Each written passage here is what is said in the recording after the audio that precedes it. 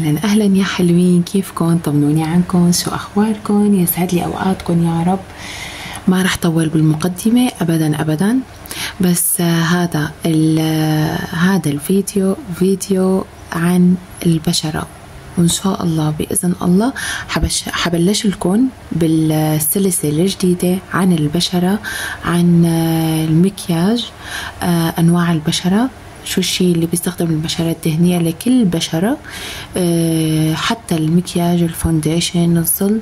خلينا شوي هيك نغير هيك بالقناة، نبعد شوي عن الروتينات، عن الطبخات، عن الأكلات. هأعمل لكم فيديو هيك وفيديو هيك وفيديو للطلعات. خلي لي قلبكم يا رب، ما يحرمني منكم. هلا أول شيء كلياتكم طلبتوا مني إني أعمل فيديو عن المكياج، وهذا الفيديو مثل ما طلبتوا مني أنتو. تمام، هذا الفيديو عن أنواع البشرة. عن أول شيء شو حنحكي بهذا الفيديو عن أي بشرة. خليكم معي وكملوا الفيديو للآخر، وإن شاء الله بيعجبكم وهيك بينال إعجابكم.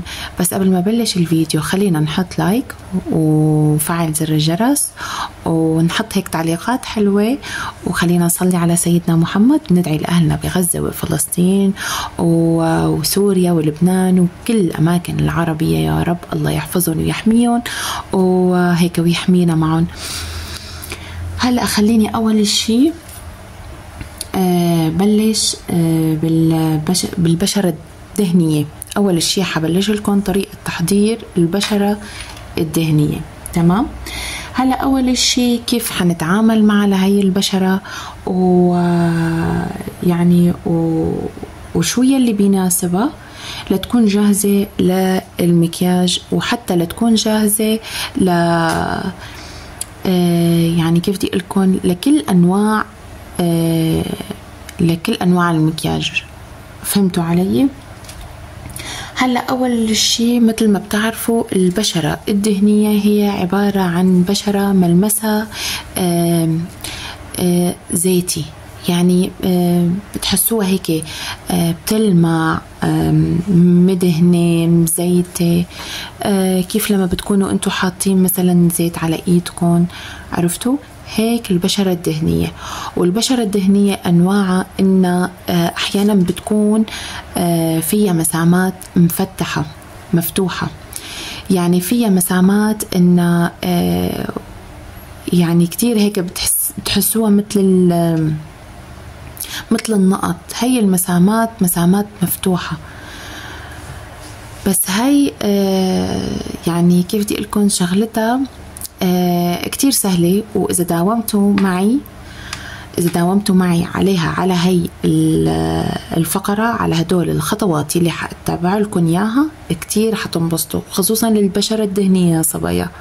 طبعا بالفيديوهات التانية حأعملكم للبشرة المختلطة وللبشرة العادية وللبشرة الحساسة.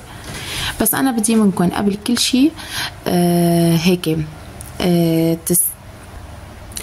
هلأ يا صبايا أول شيء لازم روتين العناية بالبشرة الدهنية حقلكن إياه يوميا، يعني كل يوم. طبعا كتير في منا انه احيانا ما لها خلق انها تشيل المكياج عن بشرتها، بتنام بالمسكرة، بتنام بالفونديشن، بتنام بحمرة الخدود والحمرة اللي على تمها. كتير هيك في منا على فكرة، يعني خصوصا لما بتكون الوحدة كتير تعبانة، خلص ما عاد إلها خلق لا تقوم لا تغسل ولا شيء ولا تعمل أي شيء أصلا. بهذا الفيديو حقلك هاي الخطوات اللي حقلك إياها اتبعيها، وكتير حتكوني يعني هيك تستفادي منها، وتكون بشرتك بتجنن يا صبايا للبشرة الدهنية. تمام، هلا أول شيء البشرة الدهنية بدك تنظفي البشرة، تنظيف البشرة يوميا 2 في اليوم، صبح ومساء. يعني الصبح في إلى روتين، والمساء إلى روتين. وتاني شيء بدك تشيلي كل المكياج قبل ما تنامي. هذا أضر شيء للبشرة الدهنية ولكل أنواع البشرة أصلا، إنك تنامي بالمكياج. هلا أول شيء اول شيء اول ما بتفيقي الصبح، اول ما بتفيقي الصبح خصوصا البشره الدهنيه، غسلي وجهك باي صابونه. هلا انا بستعمل صابونه الدوف، كتير كمان ظريفه. هلا كمان بورجيكم اياها. تاني شيء، تاني فقره، تاني خطوه من بعد ما تغسلي بشرتك او وجهك باي صابونه انت بتستخدميها للبشره الدهنيه، تمام. في عندي انا هذا الجهاز كتير ظريف يا صبايا، كتير كتير، بحيث انك، وهذا الغسول كمان معه كمان جاي كمان كتير ظريف. حتى انا بستخدمه بس الصبح، المسا ما كتير بستخدمه، لانه احيانا كترة الغسول للبشرة بتخفف، يعني كيف بدي لكم، هلا كل نوع بشرة إلى فائدتها. هلا اذا استخدمتي انه اي نوع من الغسول للبشرة بتخففي من فوائدها لهي البشرة. اوكي. هلا هذا الغسول انا بستخدمه بس الصبح. اول شيء تستخدمي هي، انا عندي هي، اوكي، وبتحطوها، شايفين كيف، وبتمشوها على بشرتكم هيك، بتمشوها على بشرتكم هيك شايفين يا صبايا؟ هاي هيك بتمشوها، بحيث انه طبعا من بعد ما بتحطوا الغسول تفتحوا الغسول وبتحطوا عليه، تمام. انا حجرب معكم بس بدها مي. اوكي هلا بدون مي، حامشي هيك، شايفين؟ بس طبعا هي بدها مي مشان شو؟ مشان يطلع الغسول، عرفتوا؟ يعني تمشي معكم هيك، اضبط لكم، شايفين هيك. من بعد ما تخلصي منها بتجيبي المكنة الثانية يلي هي بتجي مثل السيليكون يا صبايا، شايفين؟ طيب بتجي مثل السيليكون، شايفينها؟ بتحطوها وبترجعوا بتمشوها، ما بتغسلوا وجهكم ابدا، ما بتغسلوا وجهكم. من بعد ما خلصنا من هي الفقرة، هلا هي غسول البشرة. اول شيء غسول البشرة، تمام. وانا عندي من بعد ما تغسلي بشرتك في ترطيب للبشرة، في كريمات لترطيب البشرة الدهنية، لكل بشرة في إلى كريم لترطيب البشرة. هلا أنا بصراحة كتير قليل بستخدم ترطيب، بس أنا بستخدم النيفيا كتير ظريف، أنا كتير بحبه هذا، كتير مع أنه كتير سميك، بس أنا يعني بشرتي متعودة على هذا النيفيا، وعلى النيفيا سوفت كمان كتير ظريف. هلا بحط لكم الصور هون تحت بالفيديو. هلا من بعد ما رطبنا البشرة خلصنا منها، اوكي. او اهم شيء من بعد ما ترطبي البشرة وتخلصي من الغسول والصابون قبل الكريم، يعني بدك تحطي الكريم، بس انا عم قلكن يعني شو خطوات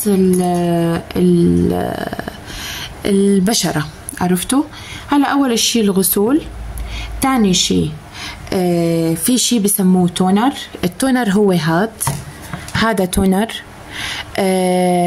هلا انا بستخدمه ماء مسلير، كتير ظريف، من جارينيه، كتير ظريف، يعني شوفوا حتى القنينه خلصت. كتير منيح يا صبايا. حتى هاد بسكر مسام البشرة الدهنية، ها كتير ظريف. هذا اللي بيجي غطاء زهري للبشرة الحساسة، تمام. كمان كتير ظريف، أنا كتير حبيته. حتى بستعمل أنا اللي غطاء زهري فاتح، مو هاد زهري فاتح. هلأ بحط لكم الصور تحت. هلأ المهم من بعد ما خلصنا غسول تونر، بعدين بنحط السيروم. السيروم هو عبارة عن السيروم اللي بدك اياه للبشرة الدهنية. الفيتامين سي هو أهم شيء للبشرة الدهنية صبايا. كمان في صبية كتير قالت لي يعني سألتني قالت لي شو هذا اللي عم تستعمليه بالفيديو؟ هذا يا صبايا السيروم، سيروم فيتامين سي. تمام، شوفوا فيتامين سي فيس سيروم. اوكي، هاد بتحطيه على بشرتك من بعد ما تخلصي كل هالخطوات يلي قلت لكم عنها، من غسول. اول شيء بنغسل البشره، بعدين غسول للبشره مع مساج مثل ما قلت لكم. ويلي ما عندها في كتير من هدول الاجهزه يلي بتجي هيك صغيره كمان كتير منيحه يا صبايا. انا كان عندي وحده منها بس انتزعت بصراحه. والتونر، التونر ما عندك تونر بنستبدله بماء الورد. اوكي، والسيروم، السيروم عبارة عن شايفين حطينا وبتدهني بشرتك هيك. شايفينها؟ شايفين يا صبايا؟ بس انا كنت حاطة الغسول. هلا لهون هي خلصنا خطوات العناية بالبشرة الدهنية. وهلا يا صبايا من بعد ما خلصنا هذا الروتين، اخر الشي بتمرري على بشرتك مكعب ثلج. هذا الثلج كتير منيح للمسام المفتوحة للبشرة الدهنية، كتير كتير يا صبايا. حتى أنا بستعمل منه، يعني حتى أنا كتير أحيانا بمرر ثلج على بشرتي. وهحكي لكم كمان من بعد ما بتحطي المكياج كمان مرري ثلج على بشرتك. عرفتوا علي؟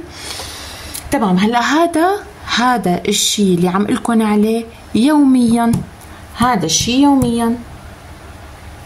هلا حننتقل لاسبوعيا. اول شيء بنقشر البشره، تقشير البشره. تقشير البشره للبشره الدهنيه مرتين لثلاث مرات. اذا عندك مقشر تمام للبشره الدهنيه، كمان حاعرض لكم اياه هون بالفيديو، حاعرض لكم الصور. انا مو متوفر عندي. هلا يلي مو متوفر عنده مقشر للبشره الدهنيه، فيك تستبدليه بشويه سكر او معلقه سكر صغيره وزيت زيتون. كمان بتخلطيهم مع بعض يا صبايا وبتدهنيهم على بشرتك هيك بحركه دائريه يا صبايا هيك. عرفتوا؟ هلا من بعد ما قشرنا البشره بننتقل للماسك. الماسك المهم للبشرة الدهنية ماسك الطين. ما عندك ماسك الطين أو مو متوفر عندك، فيك تستبدليه بماء الورد، فيك ترشي مي الورد، كمان كتير منيح ماسك. حتى في ماسكات إن شاء الله حأكتب لكم إياهم تحت الوصف بإذن الله للبشرة الدهنية، كمان استعملوها. كمان أنا بستعمل منها، كتير ظريفة. في ماسكات كتير بس صار لي زمان ما عملت انه ماسكات لبشرتي. عرفتوا؟ عم بستخدم نوع واحد، وان شاء الله بالفيديو الجاي حقلكم شو هو وحاعملكم فيديو عنه مثل ما طلبتوا مني كمان. ويا صبايا التقشير للبشرة، السكر وزيت زيتون، او عندك مقشر بتقشري البشرة مو كل يوم، هذا مو يوميا، لا اصحك، لانه في مواد بقلب البشرة الدهنية او باي بشرة مثل ما قلت لكم بتختفي على كثرة الاستعمال للمقشر للغسول، بتختفي يعني بتروحي فائدة البشرة. عرفتوا؟ فيك تستعمليه هذا بالجمعة مرتين. عرفتوا؟ مرتين بس، مو اكتر ولا اقل. كمان كتير منيح، بيعطي فائدة وبتستفادي انت وبتستفاد بشرتك. وهيك ما فيكي، ما بتقدري انه من كتر الاستعمال ما فيكي تروحي الطبقة المنيحة يلي بالقلب البشرة الدهنية. وهلأ مثل ما اتفقنا يا صبايا، قلنا اول شي اسبوعيا من غسل البشرة، غسول البشرة، تونر، سيروم، مرطب آخر الشي. تاني شي الروتين يومي، اسبوعيا عفوا، خربطت اسبوعيا مثل ما قلت لكم بتقشير البشرة والماسك. هاي تقشير البشرة والماسك. اوكي اتفقنا يا صبايا؟ هلا لهون لهون بكون خلصت معكم هذا الفيديو، ويخلي لي قلبكم، وإن شاء الله بتكونوا استفدتوا على وإن شاء الله تكونوا استفدتوا. انتظروني في فيديوهات جديدة، ولا تنسوني من اللايكات والاشتراك وتفعيل زر الجرس، وهيك يخلي لي قلبكم. وانتظروني فيديوهات جديدة ولايفات جديدة، وهيك سلسلة جديدة من هي السلسلة يلي بتحبها كل امرأة. بحبكم كتير. معي أنا مجاد الشامية. سلام يا حبايب قلبي.